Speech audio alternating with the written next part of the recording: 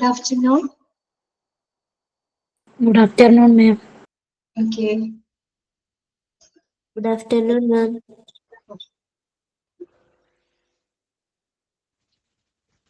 തുടങ്ങാം നമുക്ക്. ഓക്കെ, എല്ലാവർക്കും ഗുഡ് ആഫ്റ്റർനൂൺ കേട്ടോ. ഓക്കെ, അപ്പൊ നമുക്ക് ഇന്നത്തെ ക്ലാസ് സ്റ്റാർട്ട് ചെയ്യാം.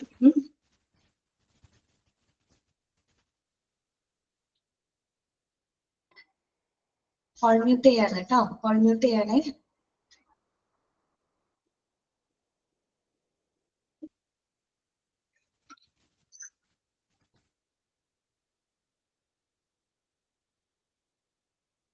കഴിഞ്ഞ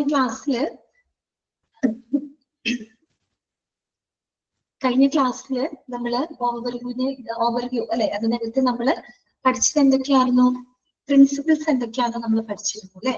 അതായത് തത്വങ്ങൾ ഏതൊക്കെയാണെന്നുള്ളത് നമ്മൾ കണ്ടിരുന്നു. അതുപോലെ തന്നെ പ്രധാനപ്പെട്ട ഒബ്ജക്റ്റീവ്സ്. കുഴപ്പമില്ല, സൗണ്ട് ശരിയായിട്ടില്ല. സൗണ്ട് കുറച്ചും കൂടെ കോംപ്ലിക്കേറ്റഡ് ആയിട്ടുണ്ടെന്ന് തോന്നുന്നു. ഓക്കെ, വോയിസ് റെസ്റ്റ് ചെയ്യാൻ പറ്റുന്നില്ല. അപ്പൊ ഇനിയിപ്പോ വെള്ളിയാഴ്ച ആകുമ്പോ ശരി ഞാൻ ക്ലാസ് ഇല്ലല്ലോ, ആ സമയത്ത് കുറച്ച് വോയിസ് റെസ്റ്റ് കൊടുക്കാന്ന് വിചാരിക്കുന്നു. അങ്ങനെയൊക്കെ വിചാരിച്ചു പോകും. വീട്ടിൽ ചെന്ന് കഴിയുമ്പോ അതിനേക്കാളും ഒച്ചത്തിലാണ് ഞാൻ അവിടെ സംസാരിക്കുന്നത് പിള്ളേരുടെ അടുത്ത്. അപ്പൊ ഈ ശബ്ദം എന്തായാലും പോകും. ഓക്കെ, പിള്ളേർ അത്യാവശ്യം നല്ല കുറുമ്പൊക്കെയാണ്. അപ്പൊ പിന്നെ ഒരു പറഞ്ഞനുസരിച്ച് അതൊക്കെ വരുമ്പോ ഒച്ചെടുത്തിട്ടാണ് സംസാരിക്കുന്നത്. അപ്പൊ അവിടെ പോയാലും നമുക്ക് എന്താ പറയാ, വോയിസ് നമുക്ക് റെസ്റ്റ് ചെയ്യാനായിട്ട് പറ്റാറില്ല. അതുകൊണ്ടാണ്. ഓക്കെ, അപ്പൊ നമ്മള് കഴിഞ്ഞ ക്ലാസ്സില് നമ്മൾ പറഞ്ഞത് പ്രിൻസിപ്പിൾസ് നമ്മൾ കണ്ടിരുന്നു. അതുപോലെ തന്നെ ഒബ്ജക്റ്റീവ്സ് അല്ലെ, ഒബ്ജക്റ്റീവ്സ് എന്താണെന്നുള്ളത് നമ്മൾ മനസ്സിലാക്കി. അത് നിങ്ങൾ വായിച്ചു എന്ന് ഞാൻ വിചാരിക്കുന്നു കേട്ടോ. ഓക്കെ, വായിച്ച് മനസ്സിലായല്ലോ? വേറെ ബുദ്ധിമുട്ടൊന്നും തോന്നിയില്ലല്ലോ നിങ്ങൾക്ക്? ഓക്കെ അല്ലേ? ഇനി അടുത്തത് നമുക്ക് പഠിക്കാനുള്ളത് ഇൻഡിക്കേറ്റേഴ്സ് ആണ് കേട്ടോ. അപ്പൊ നമ്മൾ ഇതുവരെ പഠിച്ച കാര്യങ്ങൾ എന്തൊക്കെയാണ്? ഹെൽത്ത് അഡ്മിനിസ്ട്രേഷൻ എന്താണെന്നുള്ളത് നമ്മൾ മനസ്സിലാക്കി. ആരാണ് ഒരു ഹെൽത്ത് അഡ്മിനിസ്ട്രേറ്റർ, അദ്ദേഹത്തിന്റെ റെസ്പോൺസിബിലിറ്റീസ് എന്തൊക്കെയാണ് അല്ലെ, അതിന്റെ നേച്ചർ, സ്കോപ്പ്, അതുപോലെ തന്നെ അതിന്റെ സിഗ്നിഫിക്കൻസ് അല്ലെ, പ്രാധാന്യം, അതും നമ്മൾ കൃത്യമായിട്ട് കണ്ടു. പിന്നെ നമ്മൾ പറഞ്ഞത് പ്രധാനപ്പെട്ട പ്രിൻസിപ്പിൾസ് ആണ് അല്ലെ, അതായത് ഒരു ഹെൽത്ത് കെയർ അഡ്മിനിസ്ട്രേഷനുമായിട്ട് ബന്ധപ്പെട്ട് വരുന്ന പ്രിൻസിപ്പിൾസ് എന്തൊക്കെയാണ് നമ്മൾ കണ്ടു. അതുപോലെ തന്നെ ഒബ്ജക്റ്റീവ്സ്, ഒരു 14 ഒബ്ജക്റ്റീവ്സ് നമ്മൾ കഴിഞ്ഞ ക്ലാസ്സിൽ ഡിസ്കസ് ചെയ്തിരുന്നു കേട്ടോ.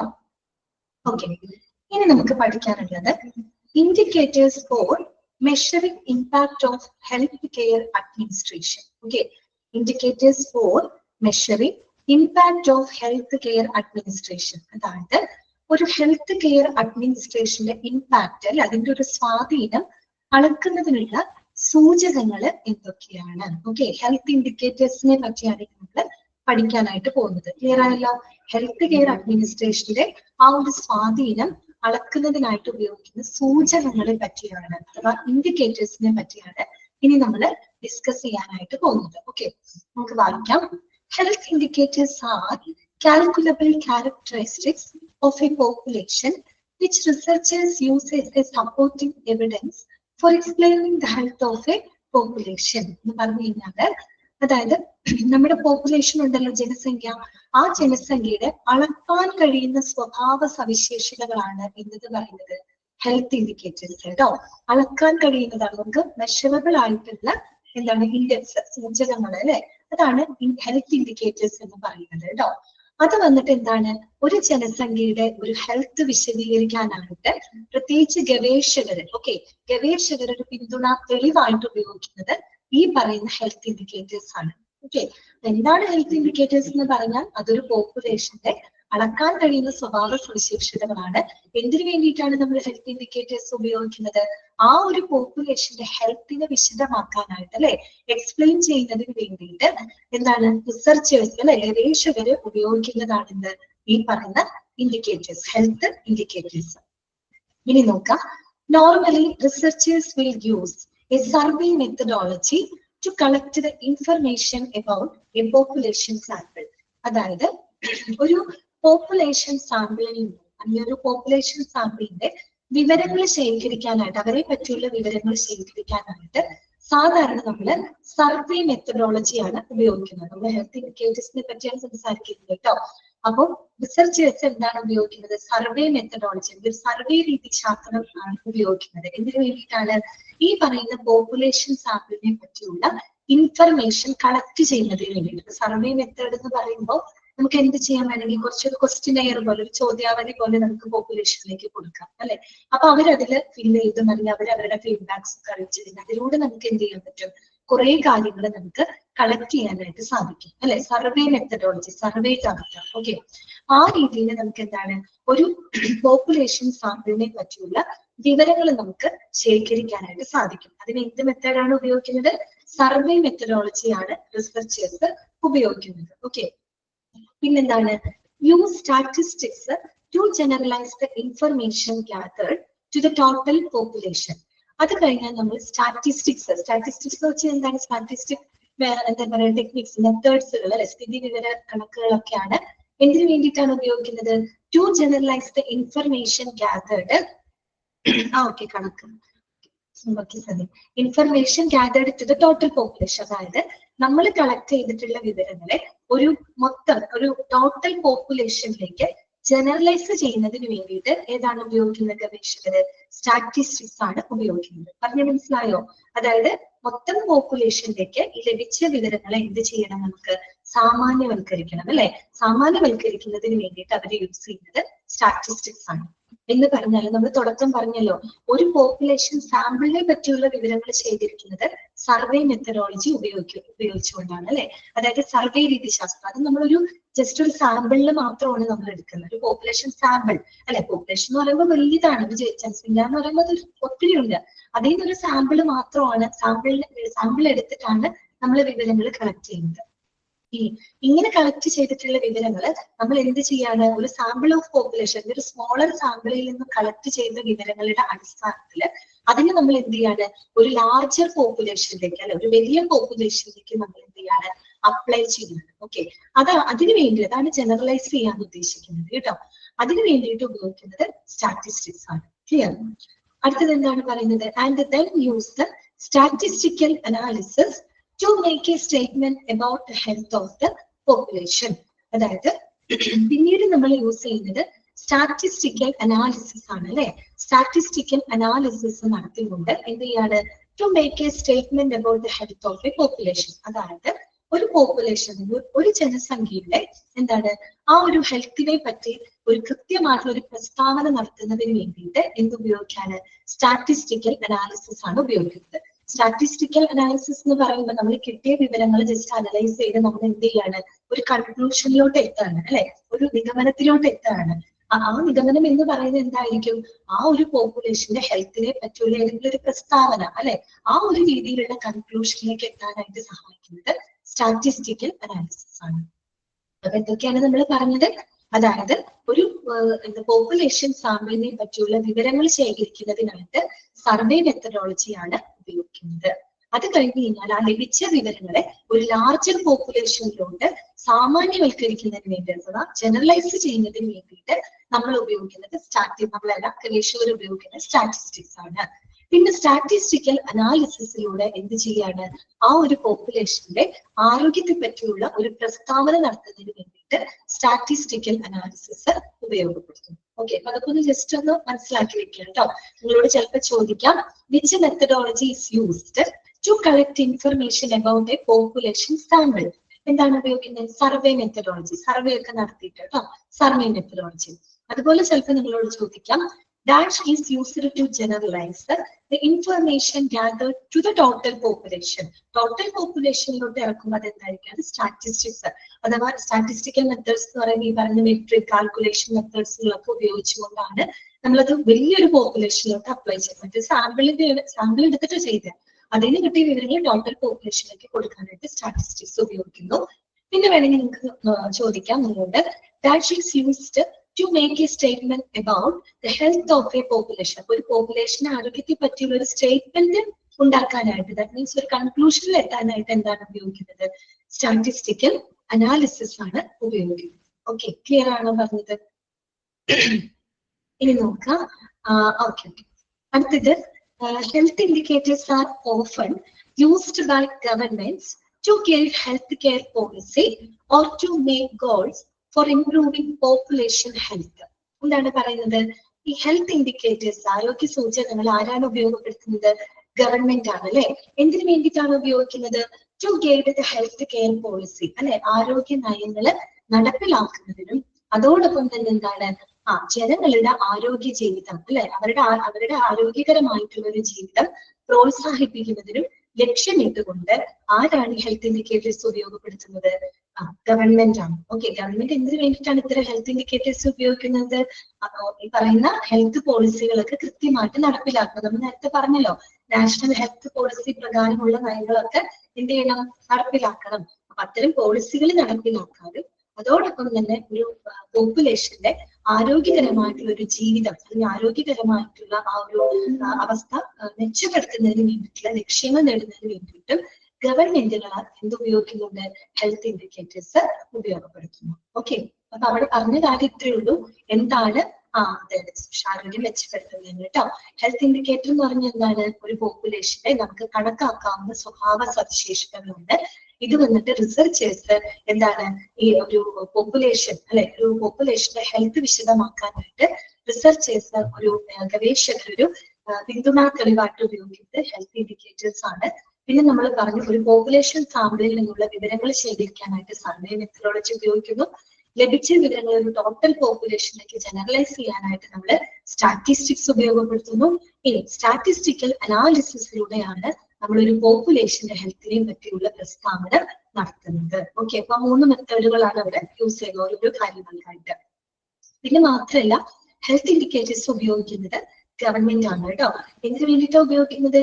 ഈ പറഞ്ഞ ഹെൽത്ത് പോളിസികൾ നടപ്പിലാക്കാനും ജനങ്ങളുടെ ആരോഗ്യകരമായിട്ടുള്ള ജീവിതം മെച്ചപ്പെടുത്തുന്നതിന് വേണ്ടിയിട്ട് ഗവൺമെന്റ് തന്നെയാണ് ഉപയോഗിക്കുന്നത് ഹെൽത്ത് ഇൻഡിക്കേറ്റേഴ്സ് പ്രയോജനപ്പെടുത്തുന്നത് കേട്ടോ. അത്രയും പോയിന്റുകളൊക്കെ നമ്മൾ മനസ്സിലായിരിക്കും.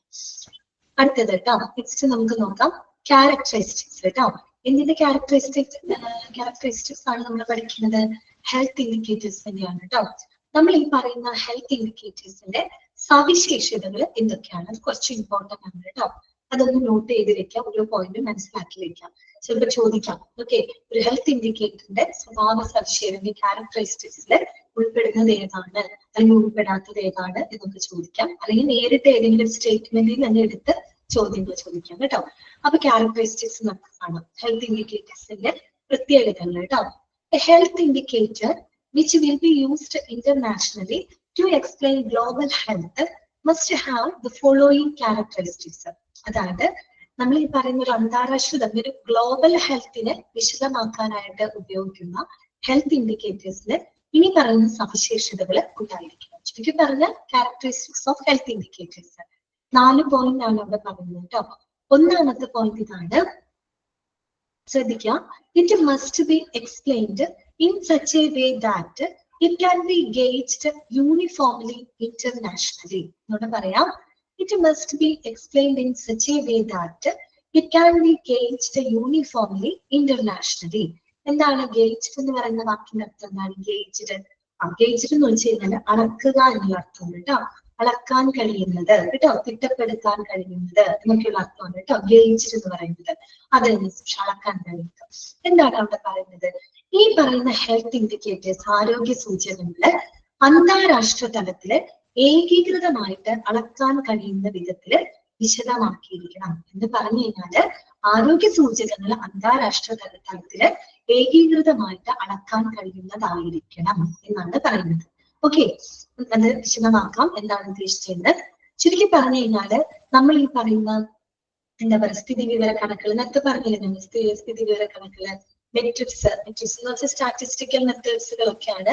മെട്രിക്സ് പോലെയുള്ള ഹെൽത്ത് ഇൻഡിക്കേറ്റേഴ്സുകള് നമ്മൾ ഒരുപോലെ നിർവചിക്കുകയും ഒരു സ്റ്റാൻഡേർഡ് രീതിയിൽ അവതരിപ്പിക്കുകയും ചെയ്യണം. അതാണ് എന്ന് പറഞ്ഞാൽ അവിടെ നമ്മൾ ഒരിക്കലും വ്യത്യസ്ത രാജ്യങ്ങളിലായാലും പ്രദേശങ്ങളിലായാലും അത് എങ്ങനെയായിരിക്കണം? ഏകീകൃതമായിരിക്കണം, ഒരുപോലെ ആയിരിക്കണം. ഓക്കെ, അപ്പൊ അതിന് ഒരുപാട് രാജ്യങ്ങളിൽ ഇത് എന്താ പറയാ ഈ പറയുന്ന ഹെൽത്ത് ഇൻഡിക്കേറ്റേഴ്സ് ഉപയോഗപ്പെടുത്തുന്ന ഒരു സ്റ്റാൻഡേർഡ് രീതിയിലായിരിക്കണം. കുറച്ചുകൂടെ വ്യക്തമായിട്ട് പറയുകയാണെങ്കിൽ ഒരു എക്സാമ്പിൾ ഞാൻ പറയുന്നത് IMR എന്ന് വെച്ചാൽ ഇവിടെ ഞാൻ ഉദ്ദേശിച്ചത് ഇൻഫന്റ് മോർട്ടാലിറ്റി റേറ്റ് ആണ് കേട്ടോ. നമുക്ക് പഠിക്കാനുണ്ട് ഇൻഫന്റ് മോർട്ടാലിറ്റി റേറ്റ്, അതായത് ശിശുമരണ നിരക്ക്. ഒരു എക്സാമ്പിൾ ആണ് ഞാൻ പറഞ്ഞത്, ശിശുമരണ നിരക്ക്. എന്താണ് ശിശുമരണ നിരക്ക് എന്ന് അറിയാമോ? അതായത് 1000 ജനനങ്ങളില്, അല്ല 1000 അല്ല, ആകെ ജനനങ്ങളില് കേട്ടോ, ആകെ ജനനങ്ങളില് 1 വയസ്സിന് താഴെ മരണപ്പെടുന്ന ശിശുക്കളുടെ എണ്ണമാണ് എന്തെന്ന് പറയുന്നത് ശിശുമരണ നിരക്ക്.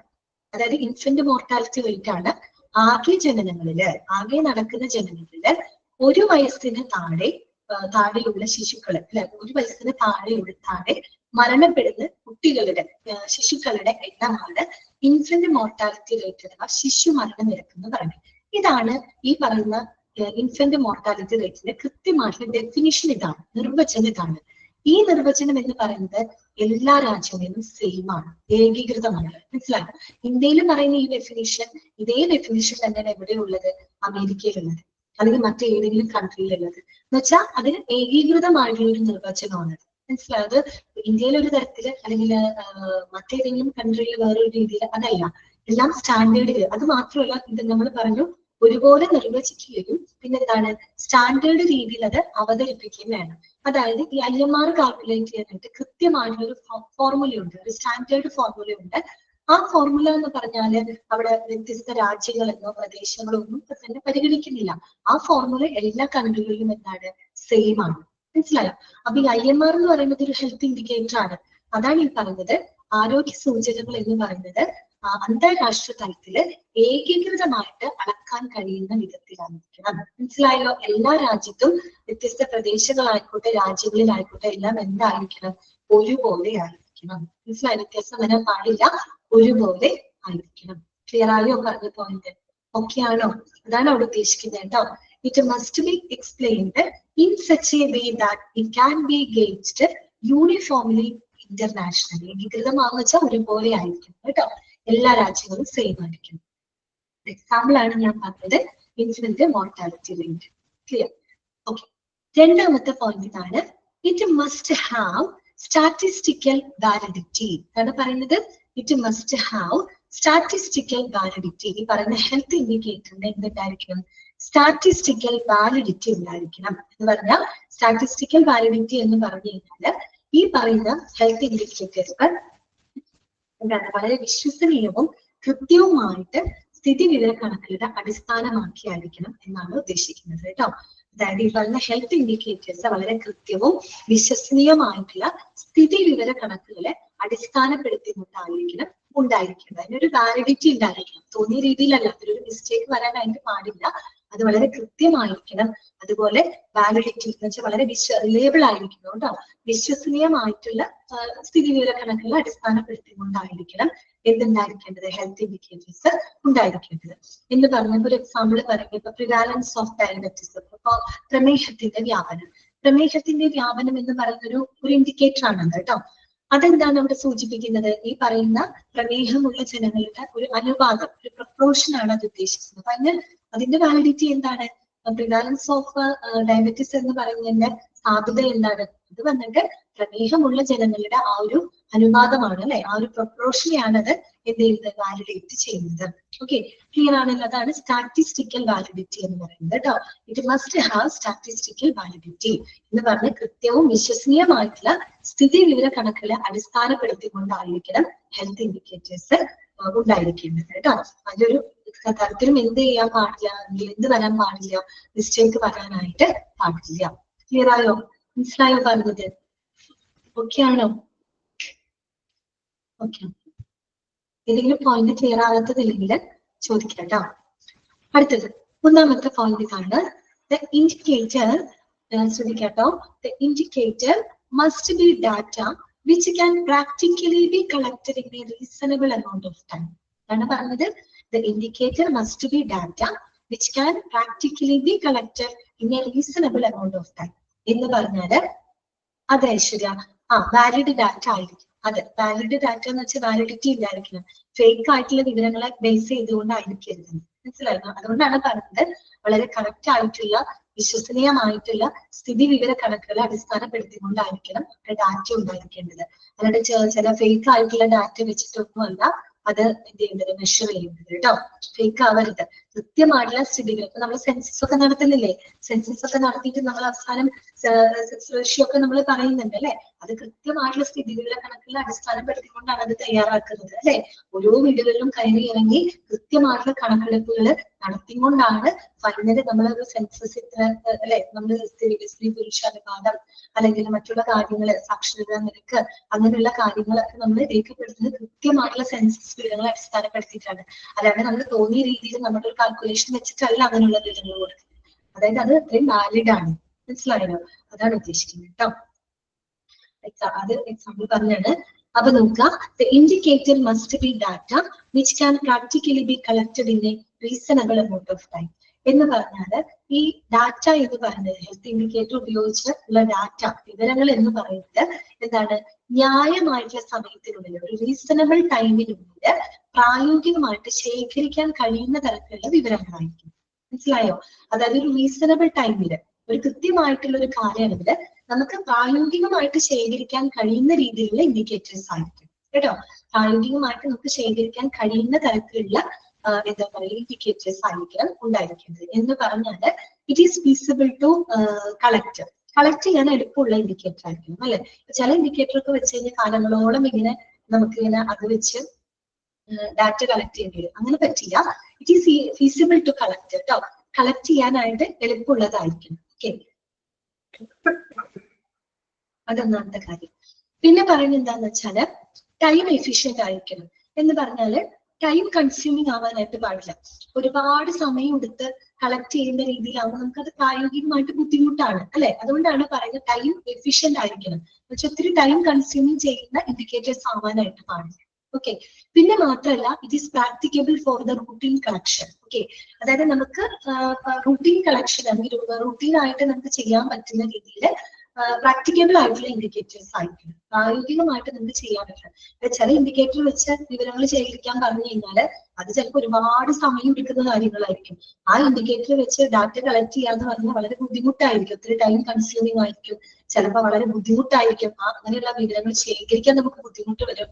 അങ്ങനെയുള്ള ഇൻഡിക്കേറ്റേഴ്സ് ആവാൻ പാടില്ല. എപ്പോഴും എന്തായിരിക്കണം, ഫീസിബിൾ ടു കളക്ട് ചെയ്യാൻ എളുപ്പമുള്ളതായിരിക്കണം, ടൈം എഫിഷ്യന്റ് ആയിരിക്കണം. മനസ്സിലായോ? അതായത് ഒത്തിരി ടൈം എടുക്കാനായിട്ട് പാടില്ല. പിന്നെ it is practicable for the routine collection കേട്ടോ. നമുക്ക് എന്നും കളക്ട് ചെയ്യാൻ അതിൽ പ്രായോഗികമായിട്ട് നമുക്ക് പറ്റുന്നതായിരിക്കും കേട്ടോ. അതാണ് ഇവിടെ ഉദ്ദേശിക്കുന്നത്.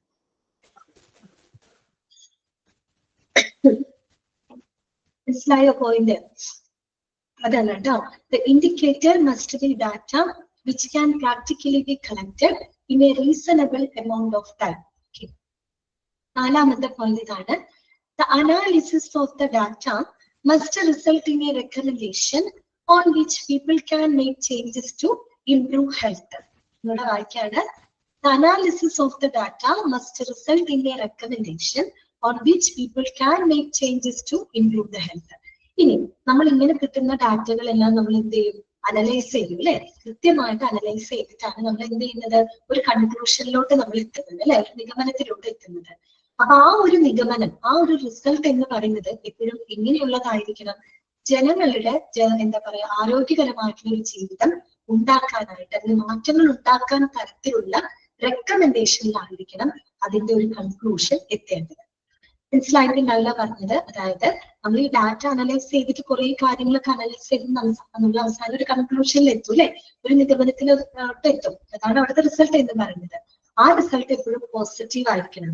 പോസിറ്റീവ് ആയിരിക്കണം എന്ന് പറഞ്ഞു കഴിഞ്ഞാല് അതിന്റെ റിസൾട്ട് വന്നു കഴിഞ്ഞാൽ അതെന്താണ്, ആരോഗ്യകരമായിട്ടുള്ള ഒരു ജീവിതം ഉണ്ടാക്കാൻ കഴിയുന്ന രീതിയിൽ മെച്ചപ്പെടുത്തുന്ന രീതിയിലുള്ള ഒരു സജഷൻ അല്ലെങ്കിൽ ഒരു റെക്കമെൻഡേഷൻ ആയിരിക്കണം അതിന്റെ റിസൾട്ട് എന്ന് പറയുന്നത്.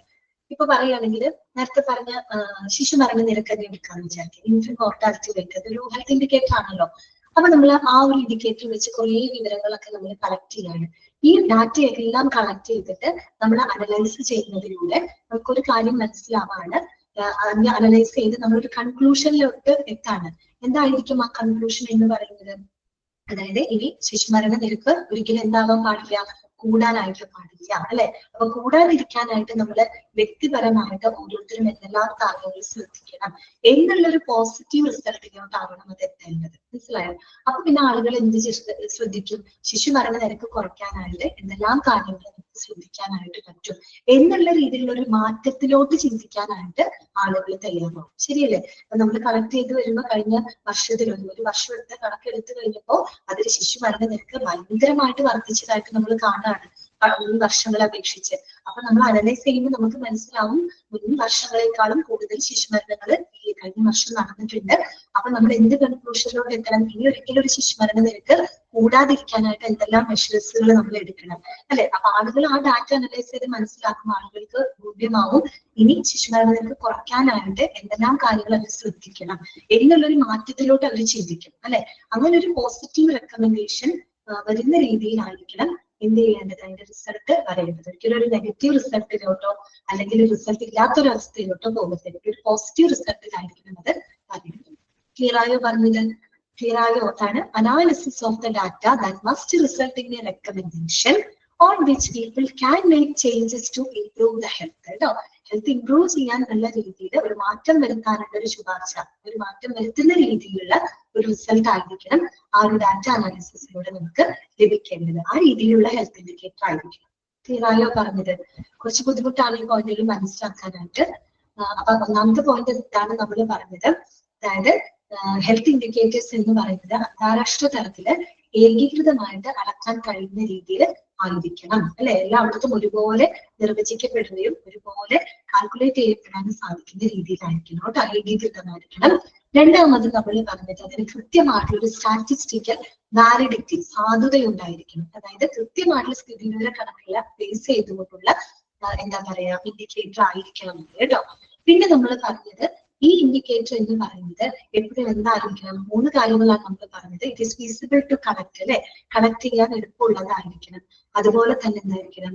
ടൈം എഫിഷ്യന്റ് ആയിരിക്കണം അല്ലെ. ഒരു റീസണബിൾ എമൗണ്ട് ഓഫ് ടൈമിനുള്ളിൽ പ്രായോഗികമായിട്ട് ശേഖരിക്കാൻ കഴിയുന്ന രീതിയിലായിരിക്കണം ഹെൽത്ത് ഇൻഡിക്കേറ്റേഴ്സ് എന്ന് പറയുന്നത്. പിന്നെ മാത്രമല്ല ഈ ഹെൽത്ത് ഇൻഡിക്കേറ്റേഴ്സിന്റെ അനാലിസിസിലൂടെ ലഭിക്കുന്ന ഡാറ്റയുടെ ഒരു പോസിറ്റീവ് റിസൾട്ട് ആയിരിക്കണം.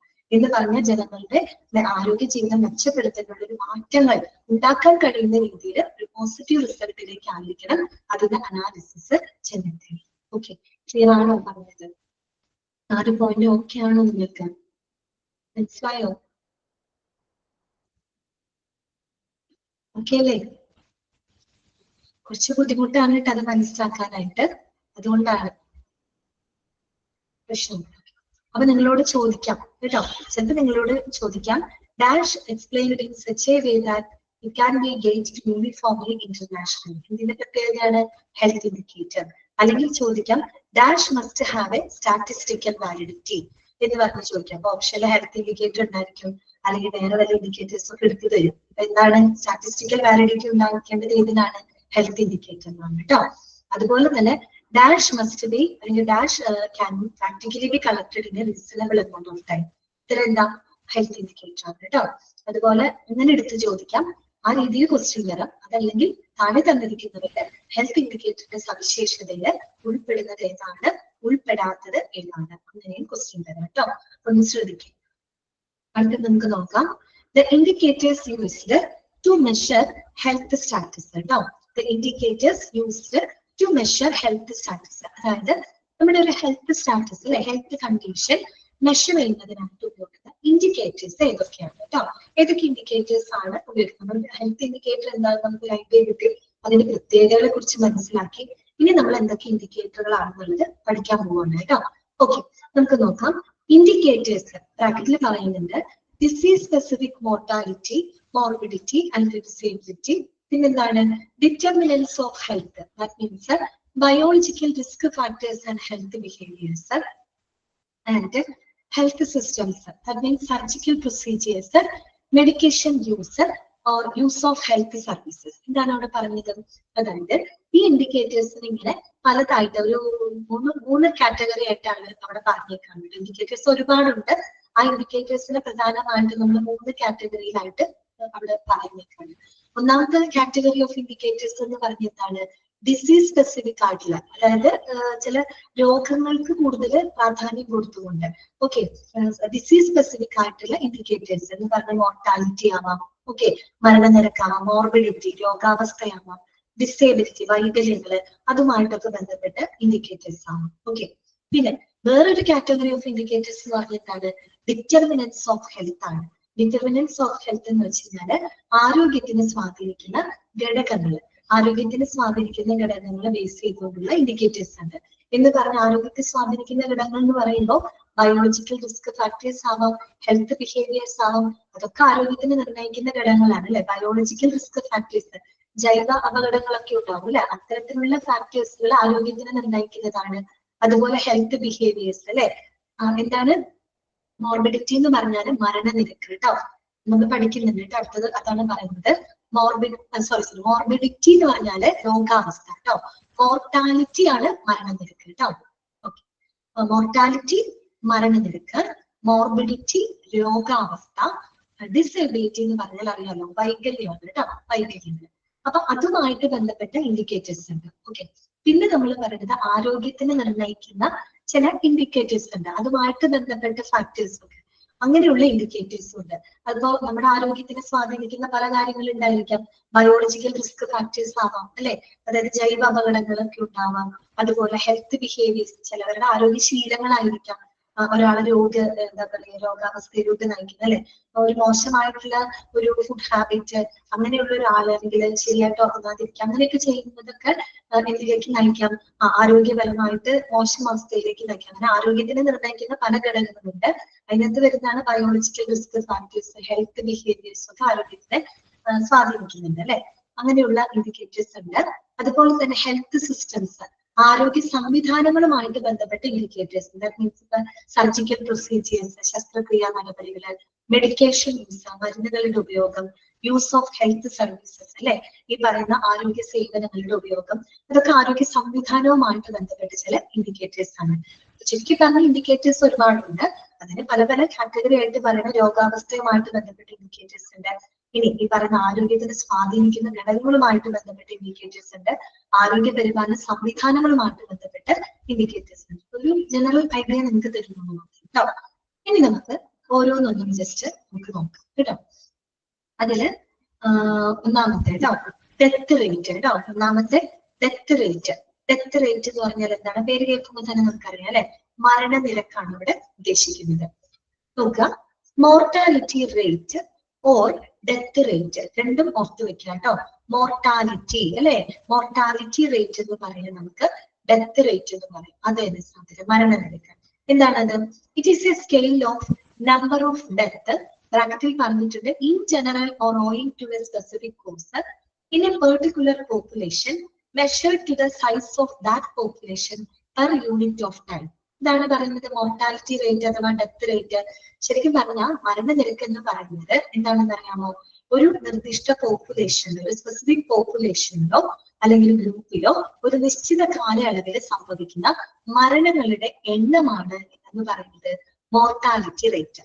ഇവിടെ പറയാണ്, അതായത് ഒരു സ്പെസിഫിക് പോപ്പുലേഷനിലോ ഗ്രൂപ്പിലോ ഒരു നിശ്ചിത കാലയളവിൽ സംഭവിക്കുന്ന മരണങ്ങളുടെ എണ്ണമാണ് എന്ന് പറയുന്നത് മോർട്ടാലിറ്റി റേറ്റ്. അതാണ് ഇവിടെ വളരെ ഡീറ്റെയിൽഡ് ആയിട്ട് അവർ എഴുതി വെച്ചിരിക്കുന്നത്.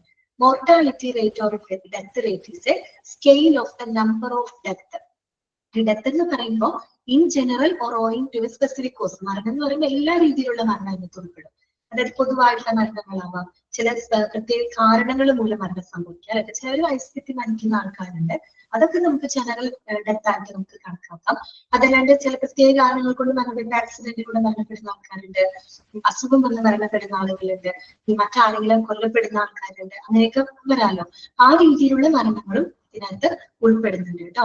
അതും ഇന്ന പെർട്ടിക്കുലർ പോപ്പുലേഷൻ, ഒരു പ്രത്യേക വിഭാഗമല്ല, ഒരു നിർദ്ദിഷ്ട സ്പെസിഫിക് പോപ്പുലേഷനിൽ. ഓക്കെ, അത് measured to the size of that population, ആ ഒരു പോപ്പുലേഷന്റെ സൈസിനെ അടിസ്ഥാനപ്പെടുത്തിയിട്ട് പെർ യൂണിറ്റ് ഓഫ് ടൈം, ഒരു നിശ്ചിത കാലയളവിൽ നമ്മൾ കണക്കാക്കണം. അപ്പൊ ഒരുമിച്ച് പറയുകയാണെങ്കിൽ എന്താണ്, ഒരു സ്പെസിഫിക് പോപ്പുലേഷനിലോ അല്ലെങ്കിൽ ഒരു ഗ്രൂപ്പിലോ ഒരു നിശ്ചിത കാലയളവ് എന്ന് പറയുമ്പോൾ പൊതുവെ ഒരു കണക്കാക്കുക ഒരു വർഷത്തേക്കൊക്കെ ആയിട്ടാണ് കേട്ടോ കണക്കാക്കുക. ജനറലി ഇയർ ആണ് കേട്ടോ, ഒരു വർഷത്തേക്കായിട്ടാണ്. ആ കാലയളവ് എന്ന് പറയുന്നത് അത് എത്ര വേണമെങ്കിലും ആവാം കേട്ടോ. പൊതുവെ എടുക്കുന്നത് ഒരു വർഷമാണ്, ചിലപ്പോൾ 2 മാസം 3 മാസം അങ്ങനെയൊക്കെ ആവാം, പക്ഷെ പൊതുവെ എടുക്കുന്നത് ഒരു വർഷമാണ് കേട്ടോ.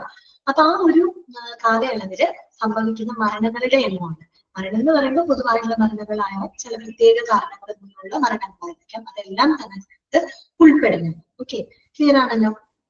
ഇനി നോക്കുക, എന്താണ് മോർബിഡിറ്റി ഞാൻ പറഞ്ഞിരുന്നു, രോഗാവസ്ഥ കിട്ടിയില്ലേ? രോഗാവസ്ഥയാണ് കേട്ടോ, ക്ലാസ്സിൽ ശ്രദ്ധിക്കുക കേട്ടോ. ഓക്കെ, ഇനി നോക്കുക, the term mortality indicates the total death that happened especially on a large scale such as in a population or geographical area. അതായത് എന്താണ് ടേം മോർട്ടാലിറ്റി? മോർട്ടാലിറ്റി എന്ന് പറയുന്ന പദം, ആ ഒരു ടേം എന്താണ് ഉദ്ദേശിക്കുന്നത്? മരണമാണ് അല്ലെ, ദ ടോട്ടൽ ഡെത്ത് ആണ്. That happened especially on A large scale such as in A population or geographical area. അതായത് ഒരു പെർട്ടിക്കുലർ പോപ്പുലേഷനില് അല്ലെങ്കിൽ ഈ പറയുന്ന ഒരു പ്രാദേശികമായിട്ടുള്ള ഒരു ഏരിയയില് അതും വൻതോതിൽ നടക്കുന്ന എന്താണ് മരണങ്ങൾ അല്ലെ, വൻതോതിൽ നടക്കുന്ന ആ ഒരു ആകെ മരണങ്ങളുടെ എണ്ണമാണ് അവിടെ മോർട്ടാലിറ്റി എന്ന് പറയുന്നത്. ഇത് നമുക്കറിയാം, ഒരു ജോഗ്രഫിക്കൽ ഏരിയയില് വൻതോതിൽ നടന്നിട്ടുള്ള ഒരു മരണത്തിന് ഒരു എക്സാമ്പിൾ നിങ്ങൾക്ക് പറയാൻ പറ്റുമോ? ഇതായിരിക്കും കഴിഞ്ഞ വർഷം സംഭവിച്ചതാ നമ്മുടെ കേരളത്തില്. ഇതായിരിക്കും ഒരു പ്രാദേശികമായിട്ടുള്ള ഒരു ഏരിയയിൽ, ഒരു ജോഗ്രഫിക്കൽ ഏരിയയില് വൻതോതിൽ മരണത്തിനിടയാക്കിയ ഒരു സംഭവം നടന്നു കഴിഞ്ഞ വർഷം. ആ ഒരു കറക്റ്റാണ് കേട്ടോ, വയനാട് ദുരന്തം അല്ലെ. അപ്പൊ വയനാട് ദുരന്തം എന്ന് പറയുന്നത് ആ ഒരു പെർട്ടിക്കുലർ വയനാട് ചൂരൽമല എന്ന് പറയുന്ന ആ ഒരു ജോഗ്രഫിക്കൽ ഏരിയയില് വൻതോതിൽ മരണത്തിനിടയാക്കിയിട്ടുള്ള ഒരു സംഭവമാണ്. അതുകൊണ്ടാണ് അവർ പറയുന്നത് ഒരു പ്രത്യേക പോപ്പുലേഷനില് അല്ലെങ്കിൽ ഒരു പ്രത്യേക ജോഗ്രഫിക്കൽ ഏരിയയില് വൻതോതിൽ നടന്നിട്ടുള്ള മരണങ്ങളുടെ എണ്ണമാണ് മോർട്ടാലിറ്റി എന്ന ടേം കൊണ്ട് അവിടെ ഉദ്ദേശിക്കുന്നത്. Okay, it is normally represented in അതന്നെ അതിൽ കറക്റ്റ് ആണ്. It is normally represented in the form of mortality rate. അപ്പൊ നമ്മൾ പൊതുവെ അത് മോർട്ടാലിറ്റി റേറ്റ് എന്നുള്ള രീതിയിലാണ് ഇത് നമ്മൾ എക്സ്പ്രസ് ചെയ്യുന്നത്. ഓക്കെ, അടുത്തത്, as per the mortality rate definition an index of the number of deaths each year or a specified time interval in a specified population is called mortality rate. അതൊന്ന് just underline ചെയ്ത് വെക്കുക കേട്ടോ. അതായത് as per the mortality rate, ഇതേ കാര്യം തന്നെയാണ് അവർ പറയുന്നത് കേട്ടോ. മോർട്ടാലിറ്റി റേറ്റ് ഡെഫിനിഷൻ പ്രകാരം എന്താണ് അതിന്റെ നിർവചനം?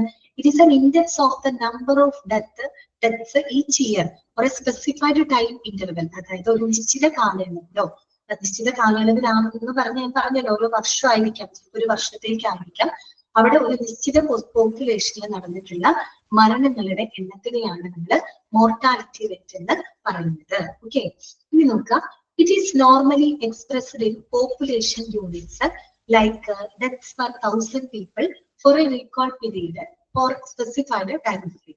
അപ്പൊ നമ്മൾ പൊതുവെ ഇത് എക്സ്പ്രസ് ചെയ്യുന്നത് പോപ്പുലേഷൻ യൂണിറ്റുകളായിട്ടാണ് നമ്മൾ എക്സ്പ്രസ് ചെയ്യുന്നത്. പോപ്പുലേഷൻ യൂണിറ്റ് എന്ന് പറഞ്ഞാൽ പൊതുവെ നമ്മള് ഇപ്പോ 1000 ആളുകളില്, ഓക്കെ, 1000 ആളുകളിൽ എത്ര പേര് മരണപ്പെട്ടു, ആ 1000 എന്ന് പറയുന്ന ഒരു പോപ്പുലേഷൻ യൂണിറ്റ് ആണ്. ചിലപ്പോൾ നമ്മൾ എടുക്കുന്നത് 100 ആളുകളിൽ എത്ര പേര് മരണപ്പെട്ടു, അല്ലെങ്കിൽ 50 ആളുകളിൽ എത്ര പേര് മരണപ്പെട്ടു. ആ 1000, 100, 50 എന്നൊക്കെ പറയുന്ന ഒരു പോപ്പുലേഷൻ യൂണിറ്റുകളാണ് അല്ലെ. ഓക്കെ, ഒരു യൂണിറ്റുകളിലായിട്ടാണ് നമ്മൾ അത് എന്ത് ചെയ്യുന്നത്, എക്സ്പ്രസ് ചെയ്യുന്നത്.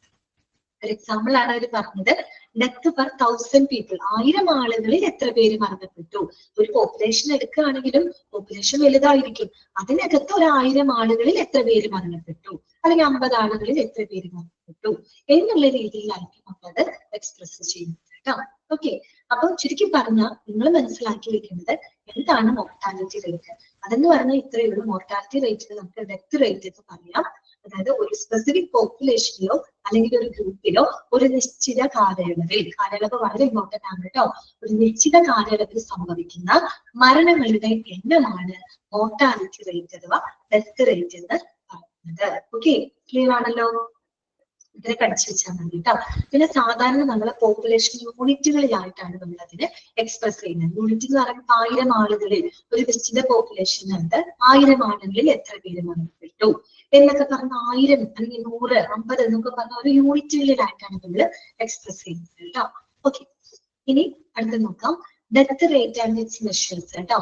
ഇനി നമുക്ക് ഡെത്ത് റേറ്റ് അഥവാ മോർട്ടാലിറ്റി റേറ്റ് കാൽക്കുലേഷനുള്ള കുറച്ച് ഫോർമുലാസ് ഒക്കെ ഉണ്ട്.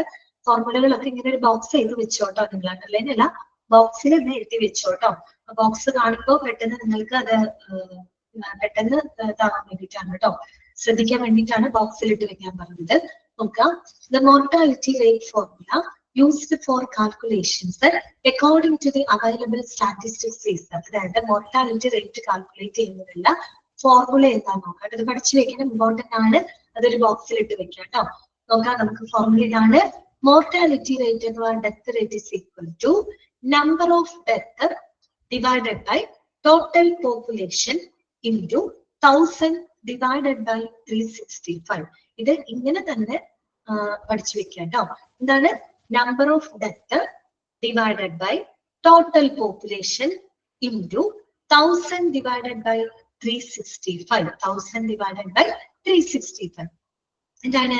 number of death അല്ലെ, ആകെ മരണങ്ങളുടെ എണ്ണമാണ് അല്ലെ, ഡിവൈഡഡ് ബൈ ടോട്ടൽ പോപ്പുലേഷൻ അല്ലെ, മൊത്തം പോപ്പുലേഷൻ. നമ്മൾ പറഞ്ഞല്ലോ ഒരു സ്പെസിഫിക് പോപ്പുലേഷനിലായിട്ടാണ് നമ്മൾ ഇത് കണക്കാക്കുന്നത് അല്ലെ, അതിനൊരു സ്പെസിഫിക് ജോഗ്രഫിക്കൽ ഏരിയയിലായിരിക്കും.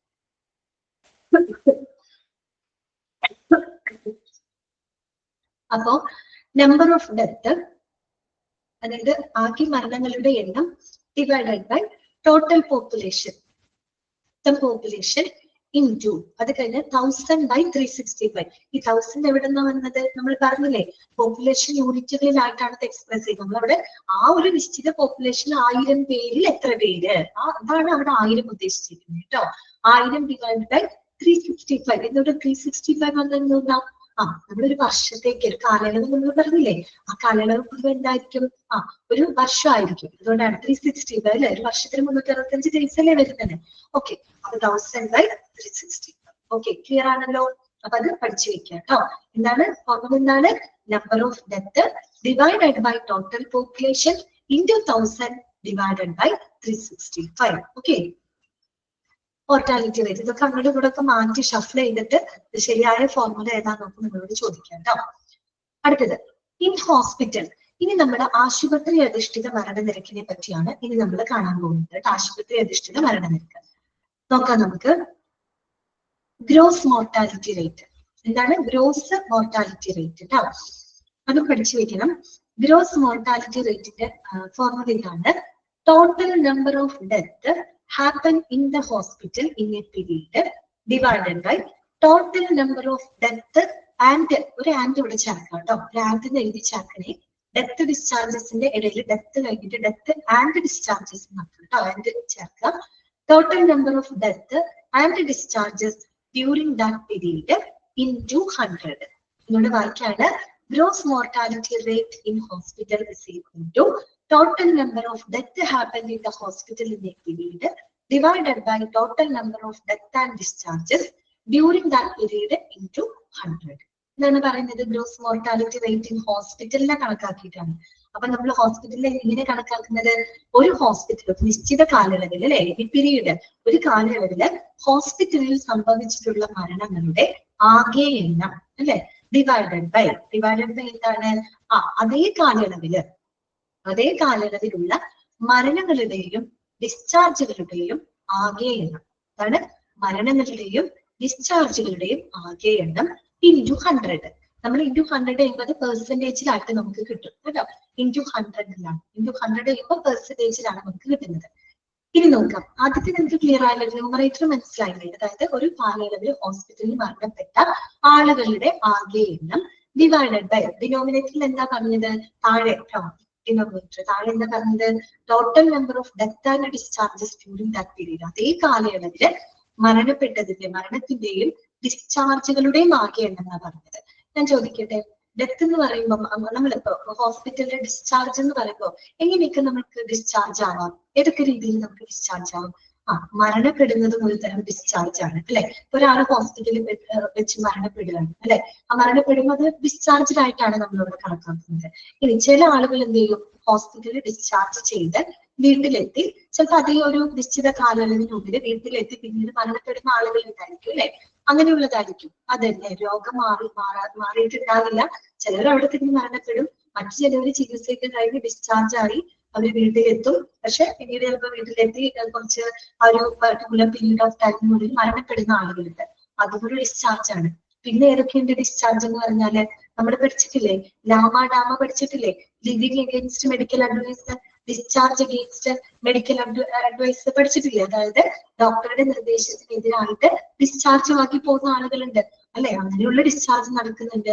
അതുപോലെ നമ്മള് മെഡിക്കൽ റെക്കോർഡ് പഠിച്ചപ്പോൾ നമ്മൾ പറഞ്ഞു, അബ്സ്കോണ്ടഡ് ആവുന്ന പേഷ്യൻസ് അല്ലെ, ഒളിച്ചോടി പോകുന്ന പേഷ്യൻസിനെ നമ്മൾ എന്തായിട്ട് കണക്കാക്കുക? ഡിസ്ചാർജ് ആയിട്ടല്ലേ നമ്മൾ കണക്കാക്കുക. അങ്ങനൊരു പോയിന്റ് നമ്മളോട് പഠിച്ചില്ലേ? ഓക്കെ, അതൊക്കെ എന്താണ് ഡിസ്ചാർജിൽ വരുന്നത്. അപ്പൊ അതേ കാലയളവില് മരണത്തിന്റെയും ഡിസ്ചാർജുകളുടെയും ആകെ എണ്ണം കൂടെ അതിനകത്ത് പരിഗണിക്കുന്നുണ്ട് കേട്ടോ. ഇൻറ്റു 100. ഓക്കെ, 100 ചെയ്യുമ്പോൾ നമുക്ക് പെർസെന്റേജിൽ കിട്ടും. മനസ്സിലായോ? ഫോർമുല മനസ്സിലായോ? അപ്പൊ നമ്മള് ഹോസ്പിറ്റൽ അധിഷ്ഠിതമായിട്ടുള്ള മോർട്ടാലിറ്റി റേറ്റ് ആണ് ഇവിടെ കണക്കാക്കിയത്.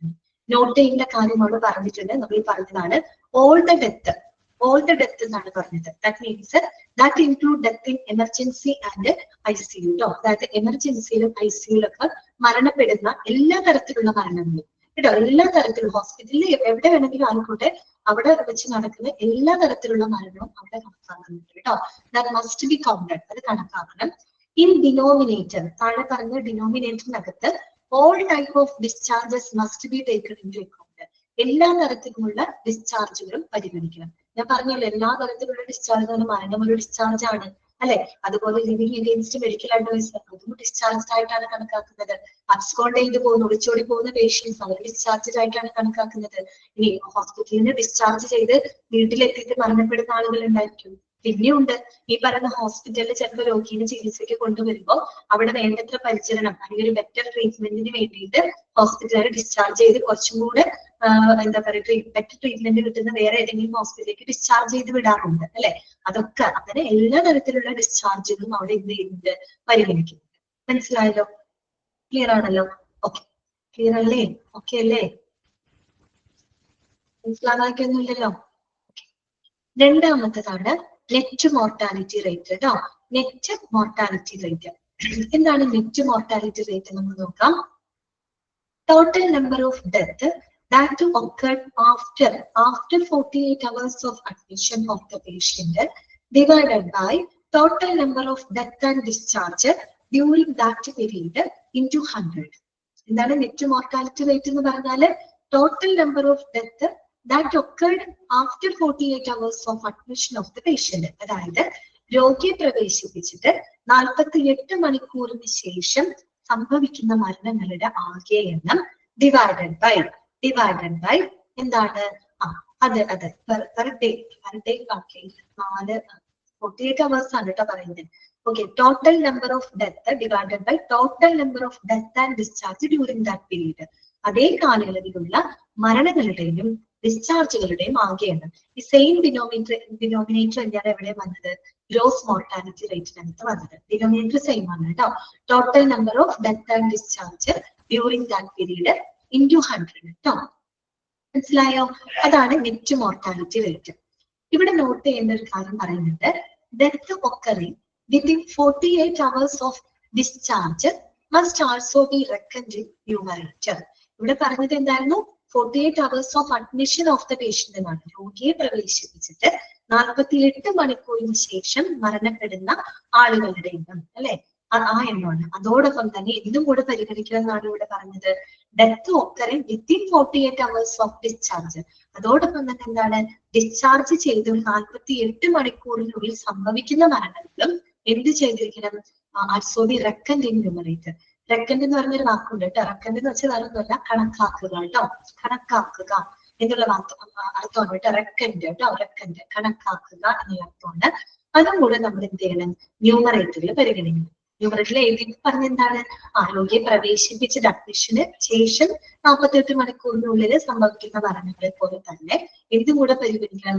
ഡിസ്ചാർജ് ചെയ്ത് 48 മണിക്കൂറിൽ നടക്കുന്ന മരണങ്ങളുടെ എണ്ണവും ഇവിടെ ഏതിനകത്ത് പരിഗണിക്കണം? ഈ പറയുന്ന ന്യൂമറേറ്ററിൽ പരിഗണിക്കണം എന്നാണ് പറയുന്നത്. ക്ലിയർ ആയോ? അപ്പൊ നമ്മൾ ഗ്രോസ് മോർട്ടാലിറ്റി റേറ്റ് എന്ന് പറഞ്ഞാൽ ടോട്ടൽ നമ്പർ ഓഫ് എന്താ പറയുക ഹോസ്പിറ്റലിനെ ബേസ് ചെയ്തിട്ടാണ് നമ്മൾ പറയുന്നത് കേട്ടോ. So total number of death happened in hospital in a period divided by total number of death and discharges during that period into 100. Okay, net mortality rate എന്ന് പറഞ്ഞു കഴിഞ്ഞാല് total number of death that occurred after 48 hours of admission. അതും പരിഗണിക്കണം. ഇതും കൂടെ പരിഗണിക്കണം എന്നാ പറഞ്ഞത്.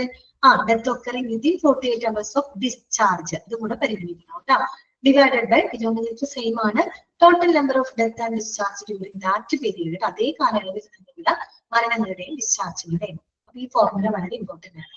ഇനി നിങ്ങൾക്ക് അടുത്തൊരു സംശയം വരാവുന്ന ഒരു സംശയം ഇതാണ്, ഈ ഗ്രോസ് മോർട്ടാലിറ്റി റേറ്റ് എന്ന് പറയുന്നതും നെറ്റ് മോർട്ടാലിറ്റി റേറ്റ് എന്ന് പറയുന്നതിൽ എന്താ വ്യത്യാസം? ആർക്കെങ്കിലും തോന്നിയോന്ന് എനിക്കറിയില്ല. അങ്ങനെ ആർക്കെങ്കിലും തോന്നിയോ എന്ത് ഈ വ്യത്യാസം? ഗ്രോസ് മോർട്ടാലിറ്റി റേറ്റ് എന്ന് പറയുന്നത് നെറ്റ് മോർട്ടാലിറ്റി റേറ്റ് ഉണ്ട്. രണ്ടും നോക്കുമ്പോൾ മൊത്തത്തിലുള്ള മരണനിരക്കാണ്. എന്താ ഇവ തമ്മിലുള്ള വ്യത്യാസം എന്ന് തോന്നാം അല്ലെ? അതായത് ഓക്കെ ജോലി കറക്റ്റ് ആണ് കേട്ടോ. ഗ്രോസ് എന്ന് പറയുമ്പോൾ ഗ്രോസ് ടോട്ടൽ ആണ്. ഗ്രോസ് ടോട്ടൽ ആണ്. ദാറ്റ് മീൻസ് അവിടെ ടോട്ടൽ എന്നതുകൊണ്ട് ഉദ്ദേശിക്കുന്ന വേറൊന്നുമില്ല. നമ്മൾ പറഞ്ഞു വരുമ്പോൾ ഓൾ ദ ഡെത്ത്, എല്ലാ മരണങ്ങളും അവിടെ കണക്കാക്കുന്നുണ്ട്. ഓക്കെ, എല്ലാ മരണങ്ങളും നമ്മളവിടെ കണക്കാക്കുന്നുണ്ട് regardless of the cause or condition. Okay, അതായത് ആ ഒരു കാരണം എന്താണെന്നോ മരണത്തിനുള്ള കാരണമോ അവസ്ഥയോ ഒന്നും തന്നെ അവിടെ പരിഗണിക്കുന്നില്ല. മരണം നടന്നോ മരിച്ചോ എന്നുള്ളത് മാത്രമേ അവിടെ കണക്കാക്കൂ. അതാണ് ഗ്രോസ് മോർട്ടാലിറ്റി റേറ്റ്. മനസ്സിലായോ? ഡെത്തിനെ പറയുന്നുള്ളൂ. ഓക്കെ, എല്ലാ വിധത്തിലുള്ള ഡെത്തിനെ പറയുള്ളൂ. അല്ലാണ്ട് ഡെത്തിന് എന്താണ് കാരണമെന്നോ ഏത് അവസ്ഥയിലാണ് അത് മരണപ്പെട്ടെന്നോ അതൊന്നും അവിടെ പരിഗണിക്കുന്നില്ല. അതേസമയം നെറ്റ് മോർട്ടാലിറ്റി റേറ്റ് എന്ന് പറയുമ്പോൾ എന്താണെന്ന് അറിയാമോ? അവിടെ ഡെത്ത് കണക്കാക്കുന്നത് എന്താണ്? Regarding the cause or condition, cause or underline cause or condition, ഏത് അവസ്ഥയിലാണ് അല്ലെങ്കിൽ ഏത് സാഹചര്യത്തിലാണ് അത് മരണപ്പെട്ടത്, ആ ഒരു എന്താ പറയുക അതിനെ പരിഗണിച്ചുകൊണ്ടാണ് നെറ്റ് മോർട്ടാലിറ്റി റേറ്റ് എന്ന് പറയുന്നത്. അതുകൊണ്ടാണ് അപ്പൊ 48 hours ഓഫ് അഡ്മിഷൻ എന്ന് പറയുന്ന ഒരു ക്രൈറ്റീരിയ അവിടെ വന്നത്. മനസ്സിലായോ? എല്ലാ തരത്തിലുള്ള ഡെത്ത് നല്ല ഒരു പറഞ്ഞേ 48 മണിക്കൂറിന് ശേഷം എടുത്ത് പറഞ്ഞില്ലേ, അഡ്മിഷന് ശേഷം 48 മണിക്കൂറിനുള്ളിൽ മരണപ്പെടുന്നതോ അല്ലെങ്കിൽ ഡിസ്ചാർജ് ചെയ്ത് 48 മണിക്കൂറിനുള്ളിൽ മരണപ്പെടുന്ന അങ്ങനെ ഒരു കണ്ടീഷൻ അവിടെ വെച്ചിട്ടുണ്ട് അല്ലെ? ആ ഒരു കണ്ടീഷനകത്ത് മരണപ്പെടുന്ന കേസുകളാണ് അവിടെ പരിഗണിക്കുന്നത്. പക്ഷെ ഗ്രോസ് മോർട്ടാലിറ്റി റേറ്റിൽ അങ്ങനെയല്ല. ഓൾ ദ ഡെത്ത്, അവിടെ സമയമോ കണ്ടീഷനോ അതൊന്നും അവിടെ പറയുന്നില്ല, സ്പെസിഫൈ ചെയ്യുന്നില്ല. മൊത്തത്തിലുള്ള മരണം. ഓക്കെ, അതാണ് കേട്ടോ അതിനുള്ള വ്യത്യാസം. ക്ലിയർ ആയോ? ഇനി നമുക്ക് മൂന്നാമത്തത് ICU സ്പെസിഫിക് മോർട്ടാലിറ്റി റേറ്റ് കേട്ടോ. ICU സ്പെസിഫിക് മോർട്ടാലിറ്റി റേറ്റ് എന്ന് പറയുന്നത് എന്താണ്? ICUനെ ബേസ് ചെയ്തുകൊണ്ടുള്ള മോർട്ടാലിറ്റി റേറ്റ് ആണ്. എന്താണ് അതിന്റെ കാൽക്കുലേഷൻ? ഇങ്ങനെയാണ്, total number of death in ICU patients in a period എന്നാണ് കേട്ടോ. പീരിയഡ് എന്നാണ്, ഇത് പീരിയഡ് എന്നാക്കാം, ഡിവൈഡഡ് ബൈ സ്ലാഷ് തരും കേട്ടോ. അതൊന്നും ഇവിടെ മിസ്സിംഗ് ആണ്. പീരിയഡ് എന്നാക്കാം കേട്ടോ. PNED എന്നൊക്കെ എഴുതി ചെയ്താൽ കിട്ടുക. പീരിയഡ് എന്നാക്കാം, പിന്നെ ഒരു സ്ലാഷ് ഇട്ട് കൊടുക്കുക. സ്ലാഷ് മീൻസ് ഡിവൈഡഡ് ആണ് കേട്ടോ. Divided by total number of patients discharged from ICU in that period into 100. Okay, ICU specific mortality rate എന്ന് പറഞ്ഞാൽ എന്താണ്? ഈ പറയുന്ന കാലയളവില്, അതായത് പ്രത്യേക കാലയളവില് ICUവിൽ മരണപ്പെടുന്ന ആളുകളുടെ ആകെ എണ്ണം divided by total number of patients discharged from ICU in that period. അതേ കാലയളവിൽ ICUവിൽ നിന്നും ഡിസ്ചാർജ് ചെയ്യപ്പെട്ട ആളുകളുടെ ആകെ എണ്ണം ഇൻടു 100. ഓക്കെ, ക്ലിയർ ആയോ? അപ്പൊ ICU സ്പെസിഫിക് എന്ന് പറയുമ്പോൾ ICU എന്ന് എടുത്ത് പറയും നമ്മൾ കേട്ടോ. ICU എന്ന് പറയുന്നത് അതുപോലെ ഇപ്പൊ എമർജൻസി ഡിപ്പാർട്ട്മെന്റ് ആണെങ്കിൽ emergency specific, emergency department specific എന്ന് എടുത്ത് പറയേണ്ടി വരും. അങ്ങനെയൊക്കെ എടുത്ത് പറയേണ്ടതായിട്ട് വരും കേട്ടോ. നോക്കാം, നോട്ട് ചെയ്യേണ്ട കാര്യം ഇതാണ്. On similar lines, condition specific or specialty specific death rates can also be calculated like maternity, mortality rate, etc. അപ്പൊ ഇങ്ങനെ നമുക്ക് ഇതേ ലൈൻസ്, അതായത് ഈ ഒരു ഫോർമുല ഉപയോഗിച്ച് നമുക്ക് ഏത് സ്പെസിഫിക് ഓർ സ്പെഷ്യാലിറ്റി റേറ്റ് നമുക്ക് കണ്ടുപിടിക്കുന്നത്. ഇപ്പൊ ICU സ്പെസിഫിക് പറഞ്ഞില്ലേ, അതുപോലെ നമുക്ക് വേണമെങ്കിൽ മെറ്റേണിറ്റി സ്പെസിഫിക് മോർട്ടാലിറ്റി റേറ്റ് എന്ന് വേണമെങ്കിൽ എടുത്ത് പറഞ്ഞാൽ അതേ രീതിയിൽ ഈ ഫോർമുല, ഇതേ മോഡൽ തന്നെ ഫോർമുല വരും. വ്യത്യാസം എന്തായിരിക്കും? മെറ്റേണിറ്റി പേഷ്യന്റ് നമുക്ക് മാറ്റേണ്ടി. ഓക്കെ, ആ രീതിയിൽ നമുക്ക് കാൽക്കുലേറ്റ് ചെയ്യാനായിട്ട് സാധിക്കും. നിങ്ങൾ പഠിച്ചു വെക്കേണ്ടത് ജനറൽ ആയിട്ടുള്ള മോർട്ടാലിറ്റി റേറ്റിലുള്ള ഇക്വേഷൻ പഠിച്ചു വെക്കാം. അത് ഇമ്പോർട്ടന്റ് ആണ്. Number of death divided by total population into 1000 divided by 365. പിന്നെ നമ്മൾ കണ്ടത് ഹോസ്പിറ്റലിനെ ബേസ് ചെയ്തിട്ടുള്ള ഗ്രോസ് മോർട്ടാലിറ്റി റേറ്റ് എന്താണ്, നെറ്റ് മോർട്ടാലിറ്റി റേറ്റ് എന്താണ്, ICU സ്പെസിഫിക് മോർട്ടാലിറ്റി റേറ്റ് എന്താണ്. ഓക്കെ, ക്ലിയർ ആയോ? ഇത്രയും ഭാഗങ്ങൾ ഓക്കെ ആണോ? മനസ്സിലാവുന്നുണ്ടോ?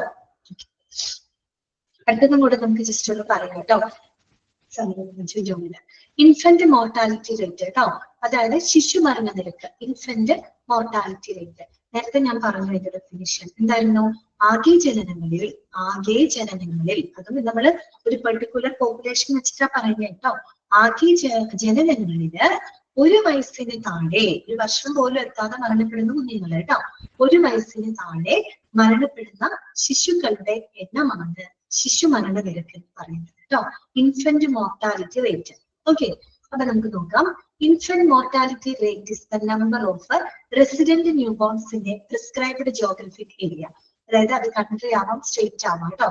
ഓക്കെ, ഇത് കൺട്രി തന്നെയാണ് കേട്ടോ, ഒരു കൺട്രി മതി, കൺട്രി, സ്റ്റേറ്റ്, എക്സെട്ര. എന്താണ് റെസിഡന്റ് ന്യൂ ബോൺസ് എന്ന് പറഞ്ഞാൽ?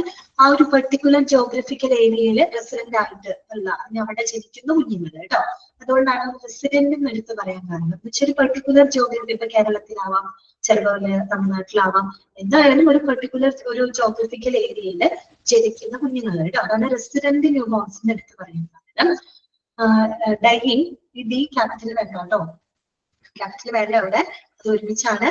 Dying under 1 year of age divided by the number of resident live birth for the same geographic area, ബ്രാക്കറ്റിൽ കൊടുത്തിട്ടുണ്ട്, for a prescribed time, normally a calendar year, and multiplied by 1000. അതായത് ഇത് പറഞ്ഞ ഫോർമുലേനെ മൊത്തത്തിൽ എന്താണ് explain ചെയ്തിരിക്കുകയാണ്. നിങ്ങൾ ഇത്രയും മനസ്സിലാക്കിയാൽ മതി. ആകെ ജനനങ്ങളില് പ്രത്യേകം ഓർക്കുക, ഒരു നിശ്ചിത കാലയളവ് കേട്ടോ, അത് പഴയതുപോലെ പറയുന്നത് നമ്മള് ഒരു നിശ്ചിത കാലയളവില് ഒരു നിർദ്ദിഷ്ട പോപ്പുലേഷനിലോ ജോഗ്രഫിക്കൽ ഏരിയയിലോ നടക്കുന്ന ആകെ ജനനങ്ങളിൽ 1 വയസ്സിന് താഴെ മരണപ്പെടുന്ന ശിശുക്കളുടെ ആകെ എണ്ണമാണ് എന്ന് പറയുന്നത് ഇൻഫന്റ് മോർട്ടാലിറ്റി റേറ്റ്. ഇവിടെ പറയാണ് ഒരു നിശ്ചിത കാലയളവിൽ, ഇത് പറഞ്ഞല്ലോ ഒരു കാലണ്ടർ ഇയർ, നേരത്തെ ഞാൻ പറഞ്ഞിരുന്നു 1 വർഷമാണ് സാധാരണ കണക്കാക്കുക. ഒരു നിശ്ചിത കാലയളവില് ഒരു എന്താ പറയുക സ്പെസിഫിക് പോപ്പുലേഷനിലോ അല്ലെങ്കിൽ ഒരു ജോഗ്രഫിക്കൽ ഏരിയയിലോ നടക്കുന്ന ആകെ ജനനങ്ങളിൽ 1 വയസ്സിന് താഴെ മരണപ്പെടുന്ന കുഞ്ഞുങ്ങളുടെ അല്ലെങ്കിൽ ശിശുക്കളുടെ എണ്ണമാണ് എന്ത് പറയുന്നത് ഇൻഫന്റ് മോർട്ടാലിറ്റി റേറ്റ്. അതാണ് ഇവിടെ ഈ പറഞ്ഞ പോലെ നീട്ടി പരത്തി എഴുതി വെച്ചിരിക്കുന്നത്. ഓക്കെ, നോക്കിയേ കാൽക്കുലേഷൻ നോക്കിക്കേ. Number of resident infant death, ഇവിടെ എല്ലാട്ടോ സ്ലാഷ് വരുന്നത് ശ്രദ്ധിക്കുക. ഇവിടെ എല്ലാം സ്ലാഷ് വരുന്നത് ഡെത്ത് കഴിഞ്ഞിട്ടാണ് സ്ലാഷ് വരുന്നത് കേട്ടോ. സ്ലാഷ് അല്ല, ഡിവൈഡഡ് ആണ് കേട്ടോ. ഇവിടെ സ്ലാഷ് അല്ലാട്ടോ, ഡിവിഷൻ ആണ്, ഹരണമാണ് കേട്ടോ ഉദ്ദേശിക്കുന്നത്. Okay, number of resident infant death കേട്ടോ. ഇവിടുത്തെ ഈ സ്ലാഷ് വെട്ടിയിട്ടേ ഡെത്ത് കഴിഞ്ഞിട്ട് സൈഡിലല്ല സ്ലാഷ് ഇടാം കേട്ടോ. ഓക്കെ, ഇതൊന്ന് തിരുത്തണേ. Number of resident infant death divided by number of resident live birth into 1000. 1000ന്റെ കാര്യം ഞാൻ പറഞ്ഞില്ലേ, നമ്മൾ ഇതെല്ലാം എക്സ്പ്രസ് ചെയ്യുന്നത് ഓരോ പോപ്പുലേഷൻ യൂണിറ്റിലാണ് അല്ലെ. ഒരു പോപ്പുലേഷൻ എടുക്കുകയാണെങ്കിൽ തന്നെ മൊത്തമല്ല എടുക്കുന്നത്, ആ ഒരു പോപ്പുലേഷനിൽ 1000 ആളുകളിൽ അല്ലെ, 1000 ആളുകളിൽ അല്ലെങ്കിൽ 100 ആളുകളിൽ, ഒരു 50 ആളുകളിൽ, അങ്ങനെ ആ ഒരു രീതിയിൽ പോപ്പുലേഷൻ യൂണിറ്റിലായിട്ടാണ് നമ്മളത് എക്സ്പ്രസ് ചെയ്യുന്നത് കേട്ടോ. ക്ലിയർ ആയോ? ഈ ഒരു ഫോർമുല ബോക്സ് ചെയ്ത് വെക്കുക കേട്ടോ. Number of resident infant birth whole divided by number of resident live birth into 1000 കേട്ടോ, ഇൻടു 1000. ബൈ 365 കൂടെ ചെയ്യുകയാണെങ്കിൽ നമുക്ക് ഒരു വർഷത്തെ വെച്ച് കണക്കാക്കാൻ പറ്റും കേട്ടോ. ഓക്കെ, ഒരു എക്സാമ്പിൾ നോക്കിയേ. എക്സാമ്പിൾ തന്നിട്ടുണ്ട്, നോക്കുക. 1300 infant death in 2008 among state residence. ഏതെങ്കിലും സ്റ്റേറ്റിനെ വെച്ച് നിങ്ങൾക്ക് സങ്കല്പിക്കാം, പെർട്ടിക്കുലർ സ്റ്റേറ്റ്, കേരളോ തമിഴ്നാടോ എന്താണെന്ന് വെച്ചാൽ നിങ്ങൾക്ക് ഇഷ്ടമുള്ള ഒരു സ്റ്റേറ്റ് അല്ലെങ്കിൽ ഒരു റീജിയൻ എടുത്താൽ മതി. അപ്പോ 2008 കാലഘട്ടത്തിൽ നടന്നിട്ടുള്ള ശിശു മരണങ്ങളുടെ എണ്ണമാണ് 1300. എക്സാമ്പിൾ തന്നിട്ടാണ് 1300 മരണങ്ങൾ നടന്നിട്ടുണ്ട്. ഇതില് 2008 ഏതെങ്കിലും ഒരു പെർട്ടിക്കുലർ സ്റ്റേറ്റ്, കേരള എന്ന് വിചാരിച്ചോ. കേരളം എന്ന് പറയുന്ന ആ ഒരു സ്റ്റേറ്റിനകത്ത് 2008 കാലഘട്ടത്തിൽ 1300 കുഞ്ഞുങ്ങൾ മരണപ്പെട്ടിട്ടുണ്ട് കേട്ടോ. പിന്നെന്താ പറയുന്നത്, 1,50,000 live birth in 2008 to state residence കേട്ടോ. അതേ സ്റ്റേറ്റിൽ 2008 കാലഘട്ടത്തിൽ മൊത്തത്തില് 1,50,000 ജനനങ്ങൾ നടന്നിട്ടുണ്ട്. മനസ്സിലായോ? അപ്പൊ ഈ കാൽക്കുലേഷൻ പ്രകാരം എങ്ങനെയാണ് കാൽക്കുലേറ്റ് ചെയ്യാം നമ്മള്? ഇൻഫന്റ് മോർട്ടാലിറ്റി റേറ്റ് എങ്ങനെ കാൽക്കുലേറ്റ് ചെയ്യാം? ഈ ഫോർമുല അപ്ലൈ ചെയ്യാം. 1300 divided by 1,50,000 into 1000. That means എത്ര വരും? 8.7 എന്നാണ് കേട്ടോ വരാം ഉത്തരം. 8.7 infant death per 1000 live birth 2008 among state residence. ഈ ഫോർമുലയിൽ ജസ്റ്റ് അപ്ലൈ ചെയ്യുന്നു. മനസ്സിലായില്ലേ? എക്സാമ്പിൾ മനസ്സിലായില്ലേ? ക്ലിയർ ആയില്ലേ? ഓക്കെ ആണല്ലോ. ഇതും കൂടെ ഒന്ന് പറയട്ടെ, ഇതും കൂടെ ഒന്ന് പറഞ്ഞു നിർത്താം കേട്ടോ. അത് നിങ്ങൾക്ക് ഒരു കറക്റ്റ് ആക്കാൻ പറ്റും. നമ്മൾ നേരത്തെ മോർട്ടാലിറ്റി റേറ്റ് പറഞ്ഞപ്പോ ഹോസ്പിറ്റലിനെ ബേസ് ചെയ്ത് പറഞ്ഞില്ലേ, അതുപോലെ പറയുന്ന ഇൻഫന്റ് മോർട്ടാലിറ്റി റേറ്റ് ഹോസ്പിറ്റലിനെ ബേസ് ചെയ്ത് പറയുന്ന ഫോർമുലയാണ് കേട്ടോ. In hospital infant mortality rate is equal to total number of infant death at ഹോസ്പിറ്റലിന് എടുത്ത് പറയുന്നു കേട്ടോ. At hospital in a period divided by total number of infant discharges and death during that period into 100 കേട്ടോ. മനസ്സിലായോ? അതായത് ഒരു കാലയളവില് ഹോസ്പിറ്റലിൽ നടന്നിട്ടുള്ള ശിശുക്കളുടെ ആകെ എണ്ണം, മരണം സംഭവിച്ചിട്ടുള്ള ശിശുക്കളുടെ ആകെ എണ്ണം ഡിവൈഡഡ് ബൈ അതേ കാലയളവിൽ നടന്നിട്ടുള്ള ശിശുക്കളുടെ, അതേ കാലയളവിൽ മരണപ്പെട്ടതും ഡിസ്ചാർജ് ചെയ്യപ്പെട്ടതുമായിട്ടുള്ള ശിശുക്കളുടെ ആകെ എണ്ണം ഇൻറ്റു 100 കേട്ടോ. ഓക്കെ, ക്ലിയർ ആയോ? മനസ്സിലായല്ലോ? നിങ്ങൾക്ക് ക്ലാസ് അവസാനിപ്പിക്കാം കേട്ടോ. ഞാനിന്ന് മ്യൂട്ട് ചെയ്തു. എന്തെങ്കിലും ഡൗട്ട് ഇല്ലാത്ത ക്ലാസ് ഉണ്ടെങ്കിൽ ചോദിക്കാം കേട്ടോ. മ്യൂട്ട് ചെയ്തിട്ടുണ്ട്. എന്തെങ്കിലും ഡൗട്ട് ICU സ്പെസിഫിക് മോർട്ടാലിറ്റി റേറ്റിൽ അതൊന്ന് വായിക്കുമോ? വായിച്ചാൽ മതി. ICU specific mortality rate is equal to total number of death in ICU patients in a period കേട്ടോ, divided by അതില്ല എന്നത്തില്ല ഞാൻ പറഞ്ഞിട്ടാ. Period divided by total number of patients discharged from ICU in that period into 100 കേട്ടോ, into 100. Divide by ഇല്ല, ഞാൻ ഇട്ടത് വായിക്കാൻ പറഞ്ഞു. മനസ്സിലായി, നീ പറഞ്ഞിട്ടാ. വേറെ ഡൗട്ട്സ് ഒന്നും ഇല്ലെങ്കിൽ നമുക്ക് ഇന്നത്തെ ക്ലാസ് വൈൻഡപ്പ് ചെയ്യാം കേട്ടോ. വായിച്ചു നോക്കുക, പഠിക്കുക കേട്ടോ. ഓക്കെ ആണല്ലോ? ശരി, thank you. Thank you, ma'am.